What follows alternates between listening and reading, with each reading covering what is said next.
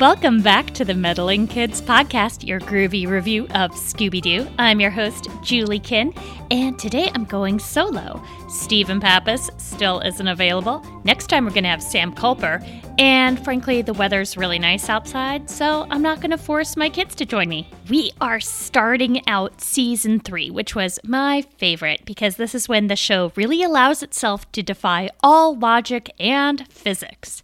We are watching Watch Out, the Willawaw, the first episode of Season 3. We start in a lightning storm. The gang is in a motorboat, but everyone insists on standing up, even though that's not very safe, except for Fred.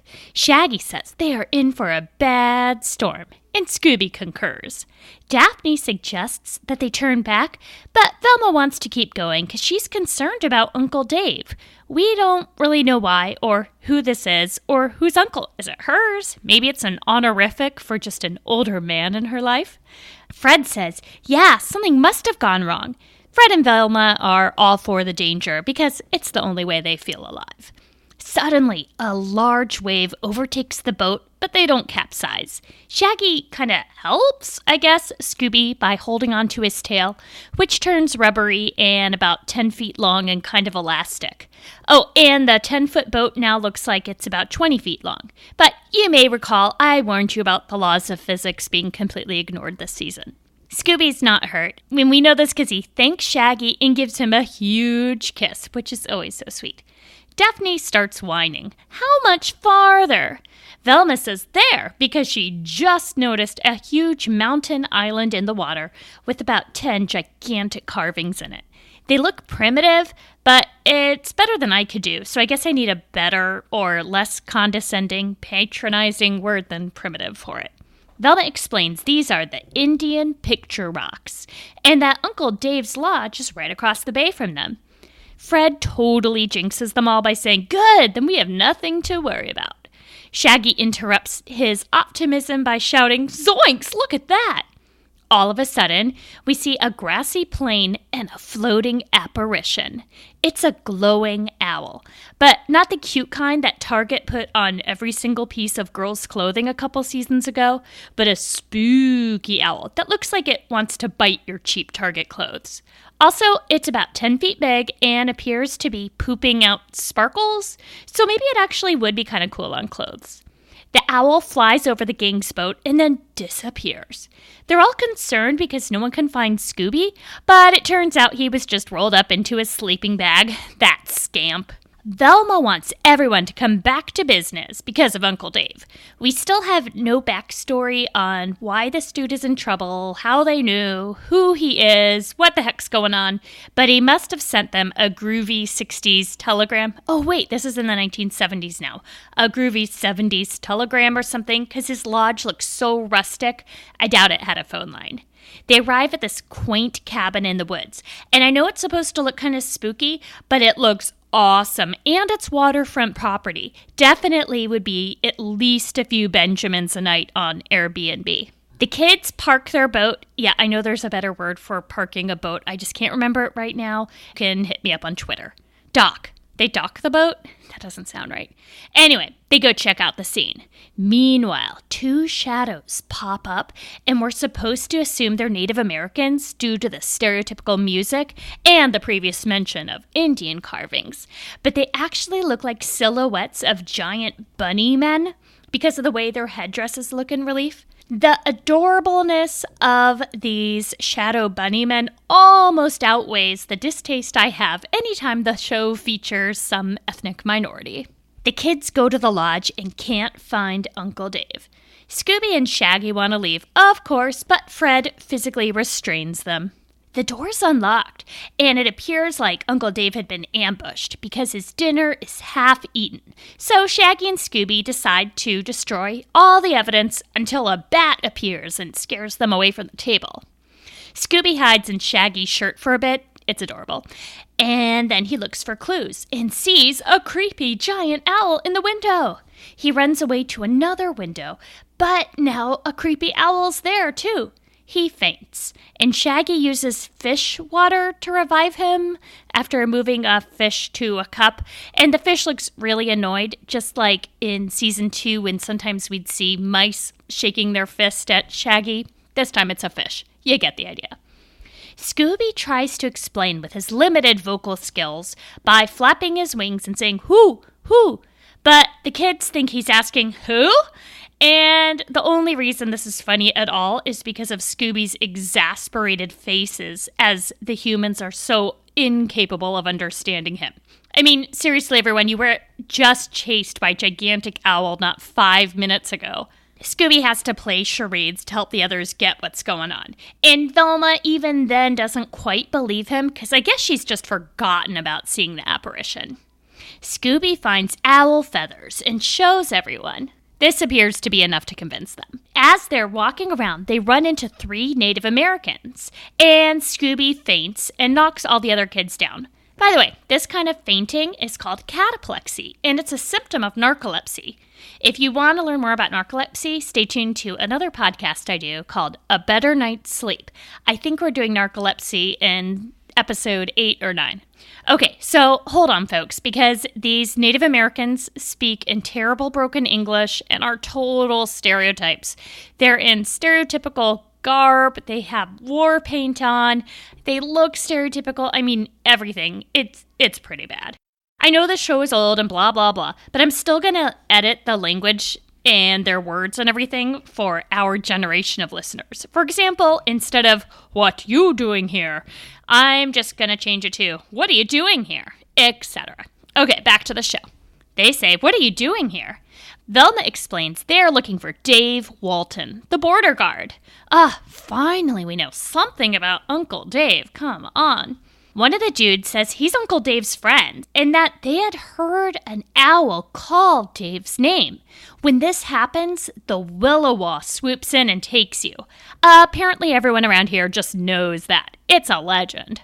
It's unclear if we're supposed to assume the Willawaw is the same as those giant owls Scooby saw, but since we know all of this is fake anyway, I'm just going to call everything owl-like a Willawaw or owlman. Fred decides to stay in the cozy lodge to have a threesome with the girls, while Scooby and Shaggy stay in the boat overnight.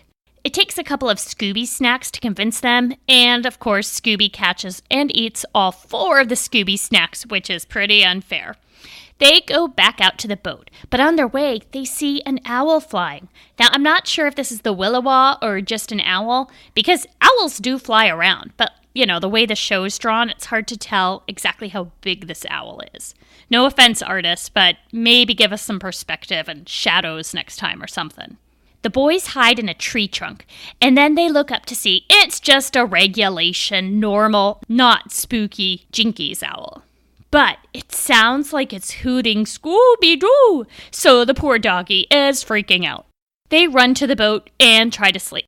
The Willawaw comes. This time it's the glowing, sparkle-pooping kind. And they start up the boat to get away. Actually, that was kind of an accident. Scooby stomped on the ignition. Due to stepping in a pail, Shaggy's completely incapacitated for like 2 minutes of screen time. I mean, seriously, it takes forever for him to get that bucket off his feet. And then the bucket gets stuck on Scooby's head for about another 45 seconds. I mean, when your total screen time is only 17 minutes, that's a large chunk. The big kids, Fred, Velma, and Daphne, see what's happening from the dock. Scooby and Shaggy end up going into a cavern. It's under the Indian carvings that we saw before. And we don't know what happens because we have a commercial break. Be right back. Ladies, we all know the best part of the day is when you finally get home and get rid of the one thing you've been dreaming of ditching for hours, your bra. If you're like me, sometimes you don't even make it to the front door. Hi, I'm Erin Whitehead, host of the Braless Podcast, where once a week I kick back, relax, and have fun conversations with different guests about all kinds of topics. You can find us on iTunes or wherever you listen to podcasts. Join me on the Braless Podcast, Unhooked and Unleashed. We're back from commercial break. Scooby and Shaggy are in the dark, and we just see their eyeballs, until Shaggy finds a flashlight and they hunt around the cave. They find footprints and wheel tracks. That sounds familiar. Maybe from season 1 and season 2. Meanwhile, the big kids are looking outside. Fred goes off on his own to destroy property or set a fire or something. And the girls find that someone has drawn a heart in the ground with a skull and crossbones in the middle. It's kind of like a pirate Valentine. Velma says it's Indian picture writing for danger, and that Uncle Dave certainly must have made this mark, since he taught it to her as a kid. This dude sounds awesome, and I can't wait to meet him. He sounds like the kind of uncle who would buy you a pocket knife when you're 10. Up on the hill, the girls see man-sized owl men. They reunite with Fred and run into a cavern chased by previously mentioned owl men. They run into a door and lock it. In the room, they find kerosene and sandbags. These are clues. Scooby and Shaggy, on their own, find another door, but it's locked. Scooby uses his tail to open the lock. It's adorable, so pics are on social media. They fight about who's going to go in first. First, they start out real polite. After you. No, after you. Etc., etc., etc. for about a gazillion minutes. Scooby goes in first and gets in a fight with the lady's fur coat after thinking it's a bear. He then puts it on again and dances around. More pics available on social media. It's pretty cute. They also find televisions, radios, trophies, paintings, hi-fis, I think that means high-fidelity stereos, statues, and giant owl suits. Meanwhile, the big kids make a trap for the owl men, involving sandbags and a tarp. I think we can all predict what's about to happen. The owl men run into the room where the big kids are, and they're caught. But it's just Scooby and Shaggy dressed up as owlmen. They tell the big kids about the treasure cave. Velma's all patronizing about how she's starting to figure this out. Fred has some ropes, so he's convinced he can catch those owl dudes. Meanwhile, we see the Native Americans in a canoe. No other details, we just know that they've got a canoe. The kids are outside, and they see the Willawaw in the sky again. Shaggy and Scooby are separated from everybody else. They're hollering really loud outside, which you probably shouldn't do when you're in a scary situation like this, but whatever. And they see the Willawaw, and they run toward Fred's rope trap, of course. By the way, Fred's rope trap is just a rope on the ground tied to a tree on one side and being held by the big kids on the other. I guess so that as the bad guys run across the rope, they lift it up and trip them. I'm not sure. I mean, we've seen tons of super duper complicated traps set by Fred. I give this one a C-, but some extra points for the simplicity of it. We then have a chase scene with the Willawaw. It's only chasing Scooby. Recall how the owl had hooted Scooby-Doo's name? That means the Willawaw's coming for him. I'm really grateful this is not happening in Season 2 because the mystique would have been ruined by a Season 2 type song. Scooby and the Willawaw both get caught in the rope, and turns out, you'll never believe this, the Willawaw is not actually a monster. In fact, it's a giant balloon that Scooby is holding onto for dear life until his claws pop it. And a steamboat-looking contraption kind of thing falls to the ground. Scooby lands on it, and then another Native American man pops up with Scooby sitting on his head. Turns out this man was the mastermind of the smuggling operation. He totally took advantage of the Willawaw legend to scare off observers so they could smuggle in peace. I can't believe someone used religion to get their own way in commerce. That's me being sarcastic. Velma's explaining this to everyone when we hear, "That's right, Velma!" And it's Uncle Dave, who looks exactly like Ron Swanson from Parks and Rec, except it's Casey Kasem's voice. You know, the guy who does Shaggy. He's safe and in his uniform, and he's leading a couple of dudes in owl costumes and handcuffs. And 2 other Native Americans apparently helped him capture them. One of them is the one who said he was Uncle Dave's friend earlier, so he was being truthful. And that same dude says the Council of Elders will deal with these prisoners instead of the white man's legal system, which leaves lots and lots of questions in my mind, and frankly, I think that's a much more interesting story. Meanwhile, Scooby sees another owl, and it hoots Scooby-Doo's name again. Scooby tries to scare it off, but the owl hoots super scary, and Scooby ends up at the top of a pine tree, and we never see Uncle Dave again.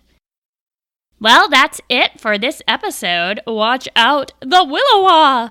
Next time, as I mentioned, Sam Culper will be with us for episode 2, Tangle in the Bermuda Triangle. Be sure to join out our Meddling Kids podcast and Scooby-Doo discussion group because we're going to have a pretty awesome contest soon for some hand-drawn Scooby-Doo art from artist Sketchy McDrawpants, also known as Alex Smith. It's a pretty awesome zombie Scooby-Doo scene. It's really amazing. Thanks so much to Dave Seste for the use of the song Night Surfing as our theme music.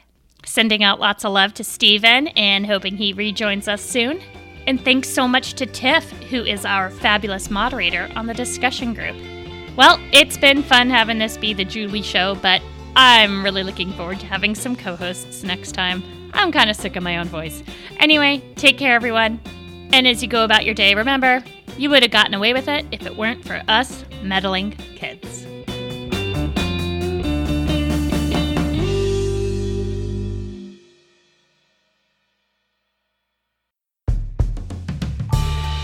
Join us on A Better Night's Sleep, the podcast that provides sleep tips, information on sleep disorders, and evidence-based treatment.